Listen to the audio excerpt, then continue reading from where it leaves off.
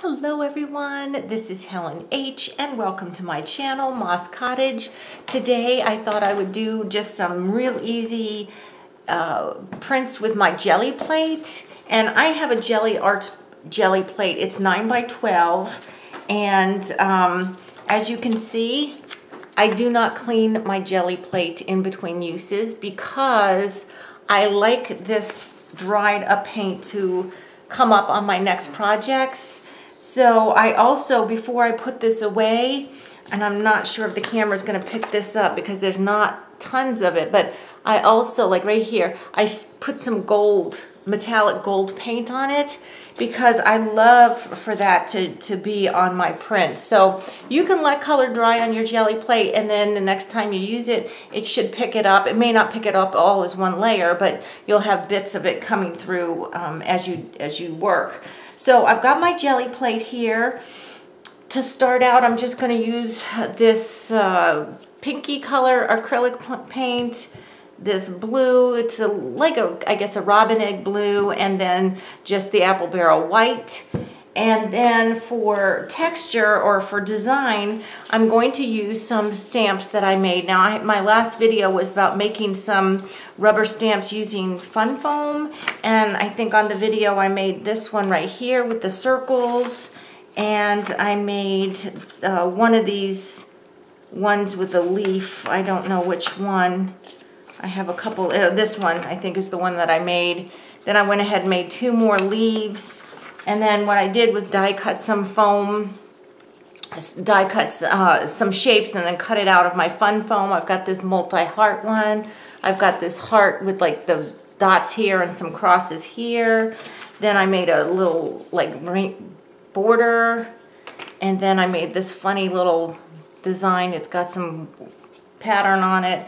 I made this little rainbow one, and then I found a pack at the thrift shop, a whole pack of alphabet stickers, fun foam stickers. So I made this one, which will just be, you know, random letters. So those are my little stamps I'm going to use. I have some just regular copy paper, like Xerox paper. But then over on this side, which I don't think you can see, I have some old Gelli plates that I have that I want to add some more dimension to. And I'm probably not going to get to all of this in this video because I don't want it to be too long. But I just wanted to do some basic Gelli printing with you all. A couple people asked for that. And I do want to say before I get started, or I'll tell it while I put the paint on. I saved up for quite a while for my Gelli plate. They're not cheap, that is for sure. They are not cheap, but if you treat it right, it will last for a long time. So I chose a big one because I can use just a part of it. If I just want to do a small part, I can just use a small part of it without having to go and buy all the little ones. And for me, for what I usually would do with these prints, it would be a shaped one's not going to work for me. I need like a square one, because mostly I will use this for journal, you know, making journal pages or art journal pages or something like that. So I'm just going to go ahead and put the paint on, and I'm putting it on fairly thin. Well, I think one of the problems with Gelli plating is people put too much paint on. And you can always add some more if you don't have enough, of course, but it's, if you put too much on, then things start to get smudgy and don't work out so well. So I'm just going like this, and see right here, I can already see some of the paint underneath is lifting up, which is fine with me.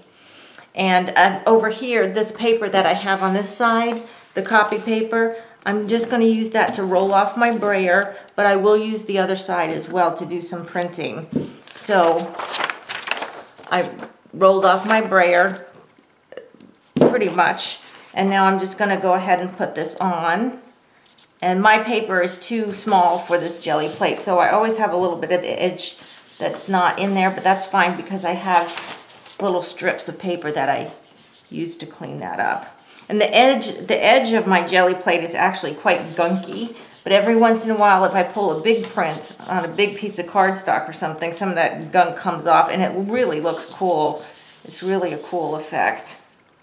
So I'm just showing you with the paint here. I did not put any pattern on this one, but I'm just showing you, and hopefully some of the gunk, it's really sticking, some of the gunk and the gold that I had put on the jelly plate, yep, it is coming off. Oh my gosh, that looks so pretty. Yeah, even just the paint with no stencils or stamps or anything looks really cool. It's a beautiful, I'm sorry about the lighting. I'm in my dining room. I need a big table to work on, and my desk just isn't big enough.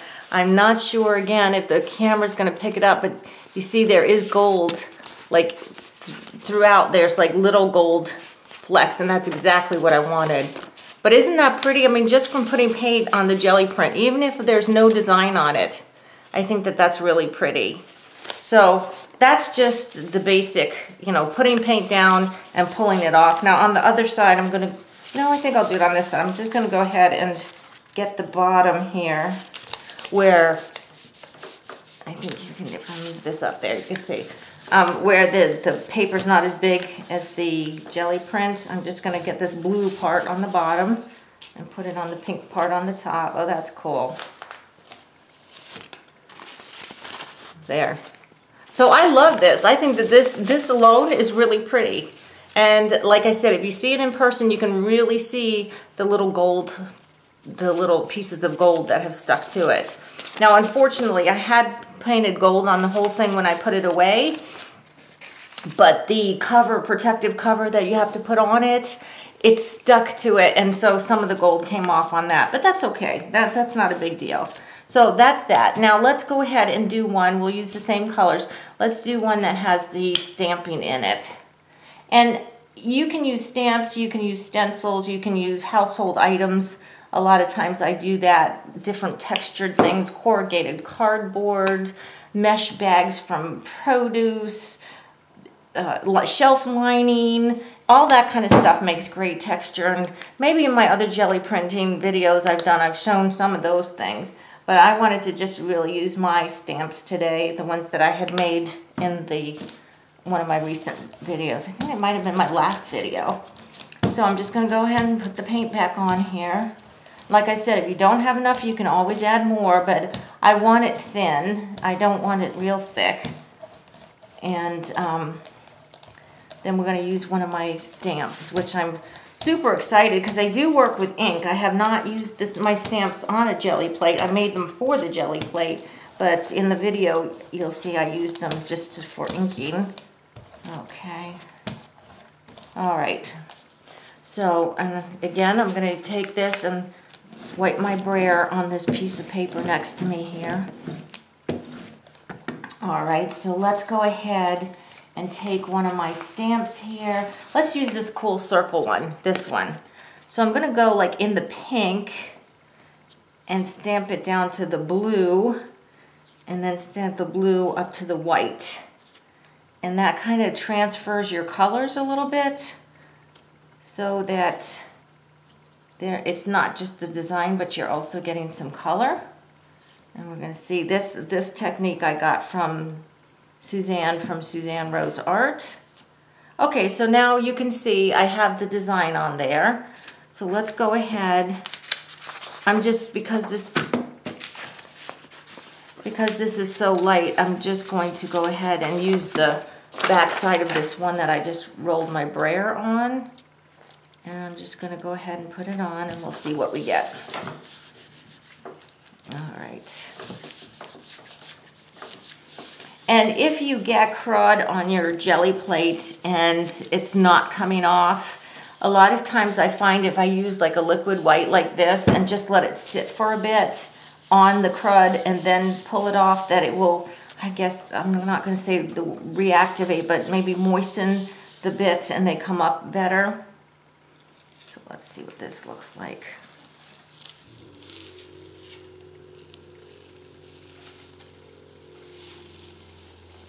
Oh, cool. I love that. Look at this. Wait, let's see if you can see this. It is light because I'm not using tons of paint, but I want it that way. But can you see the pattern in there? And there's like slight pink in here because I had stamped it in the different colors in the middle. You can see kind of pink and blue. So that's really cool. I like that. And I love the way that stamp came out. So let's go ahead and carry on. But I think what I'm going to do this time is use a little more paint. And so that we can really see some vibrancy. So I'm going to use the same 3 colors. And guys, something about jelly printing. If you have a jelly plate, you might already know this. If you're new to it, then this is for you. Or if you're contemplating getting a jelly plate, this is for you. Don't overcomplicate it by getting too many supplies out. You don't need every color that you own. You don't need every stencil and every stamp and everything that you own, because what's going to happen is you're just going to get totally overwhelmed. And I know this because this is what usually happens to me. I'm like, oh, I want to get my jelly plate out. Oh, but that means I have so much to put away when I'm done and, you know, whatever. So that's why I've just really decided I'm keeping it simple. I'll use a couple colors, make some prints, be done with it. You know, and then I'm just going to use the back side of this one to keep cleaning my brayer here. So I'm just using limited supplies so that I'm not overwhelmed, because I'm finding that I mean, even just in general, I was talking to a friend of mine, hey Melody, if you're watching this, yesterday about my mojo, my crafting mojo has just been really, is it waxing or waning? Waning? Or is that the good one? It's going away, whatever that is. Is that waxing or waning? I always get that confused. But anyway, I think one of the reasons why is my craft room is so cluttered and such a mess. I mean, and it's just, I'm not a messy person. I'm not a dirty person or anything. It's just that I have so much stuff. I don't have places for everything, and even if I do, it just seems like so much stuff, I get overwhelmed. I get totally overwhelmed. So with my artwork, it's the same. If I have too many supplies to choose from, I'm going to get overwhelmed. So that's why keeping it simple. And guys, let me tell you, these stamps that you can make are wonderful. They work terrific. No need to buy all those expensive stamps. Okay.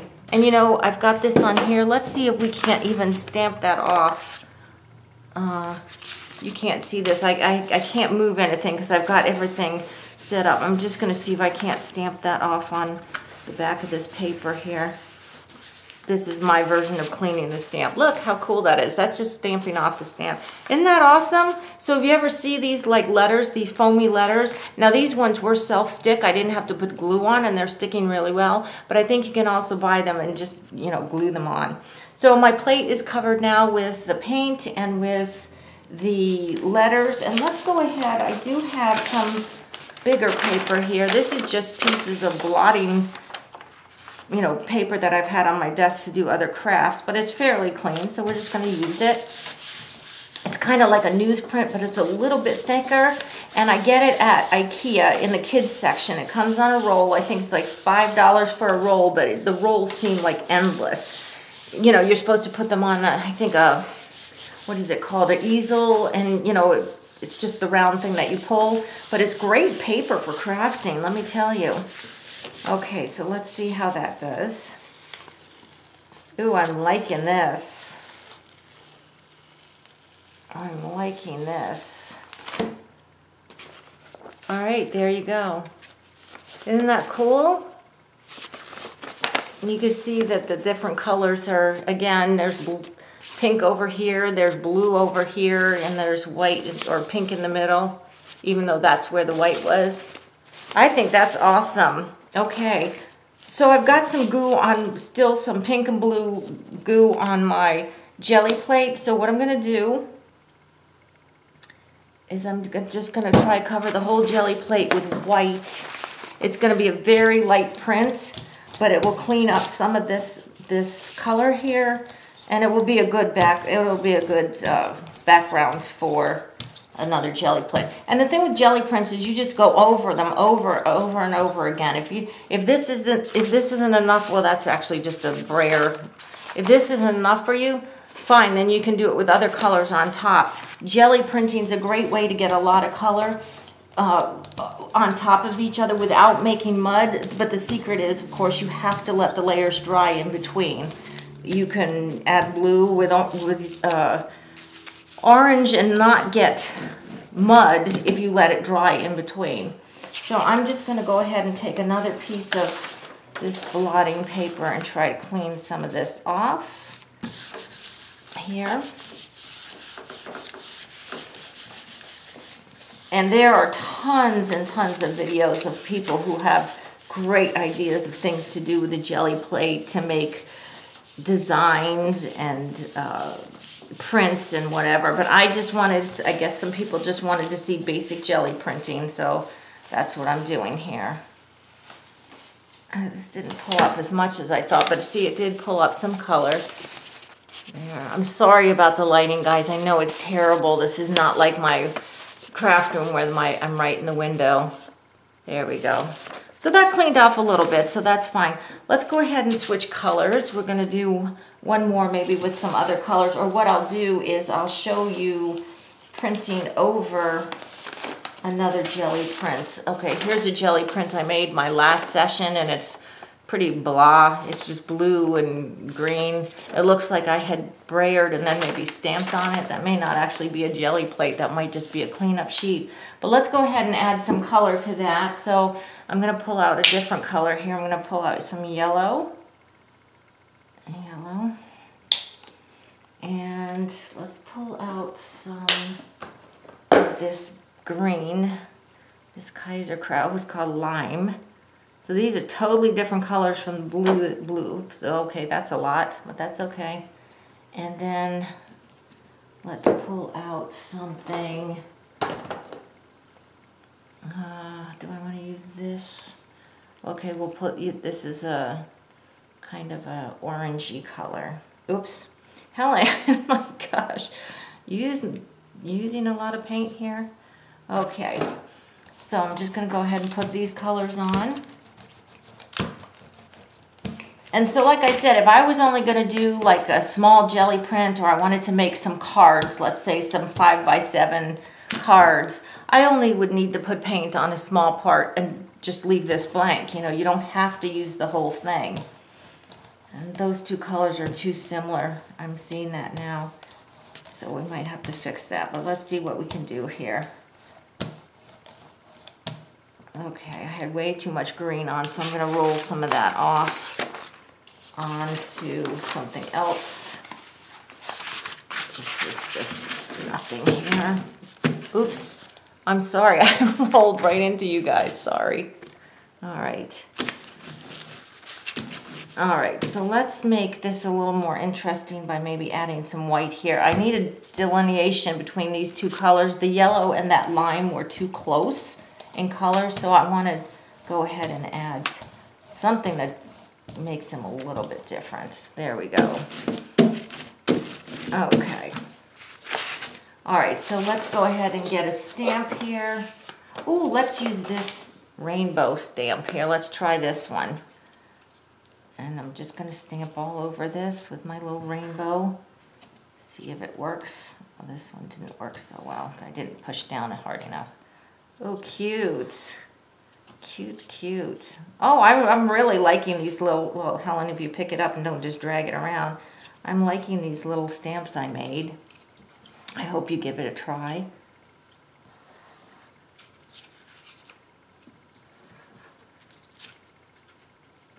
And here. And then, of course, I'm going to use this, and I'm stamping over here just on a piece of paper that I have, just to clean it off.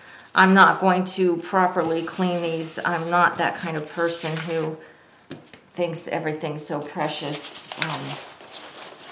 Which one was I going to do, Helen? Oh, you're going to do this ugly blue one. Okay.